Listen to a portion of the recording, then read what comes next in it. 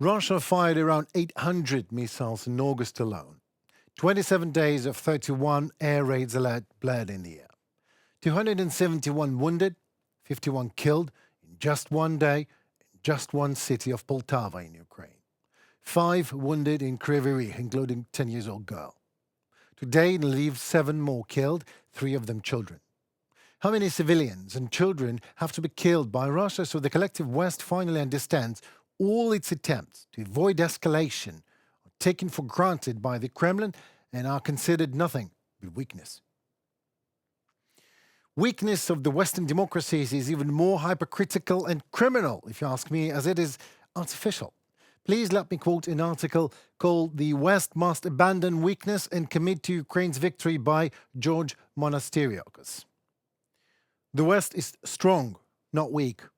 It has disguised its strength behind acts of weakness and portrayed its prosperity as poverty. These lies have only ever served as excuses to abandon the West's values, interests, and partners. It's time to reverse course, abandon weakness, and commit to Ukraine's victory. Warmongering dictators are among the most dangerous leaders on earth, both for the citizens they govern and the people residing in neighboring states. Not far behind them are the weak leaders who appease them.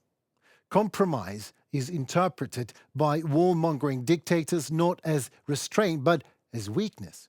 To them, every transaction is a zero-sum game. They are emboldened not despite the concessions we make to them, but because of those concessions.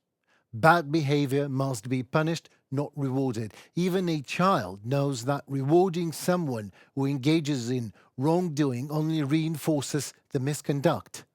The same applies to bad faith actors in international politics. At the Munich Security Conference in 2007, then Prime Minister of Russia, Putin, committed to withdrawing Russian peacekeepers from Georgia, deployed since the Georgian Civil War in the 1990s, on an accelerated schedule, as he said. Instead of following through with this commitment, the Russian army invaded Georgia the following year. The West could have imposed devastating consequences on Moscow for its aggression. Rather than punishing the Kremlin, however, Russia was appeased. The West's weakness wasn't only exploited in the European theater, but also in the Middle East.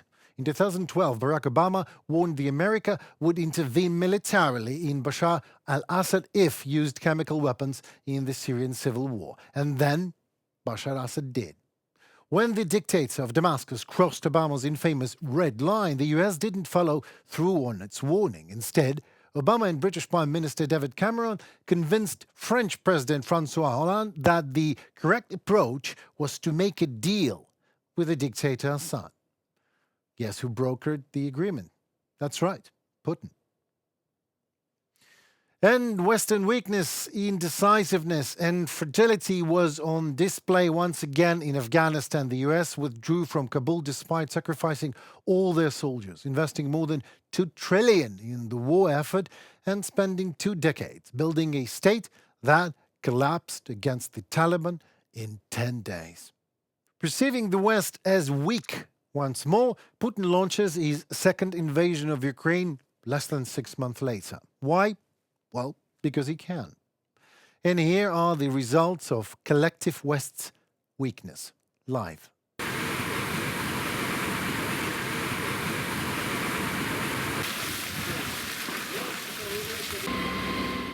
Well, I can already hear Obama-style politics lovers whining as these people love to appease monsters on someone else's blood account. Of course, well, these days, at Ukrainians' children's blood account.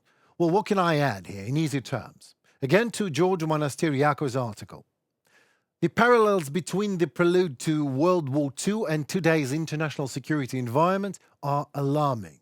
The West could nonetheless reduce the likelihood of a world war without sacrificing a single soldier.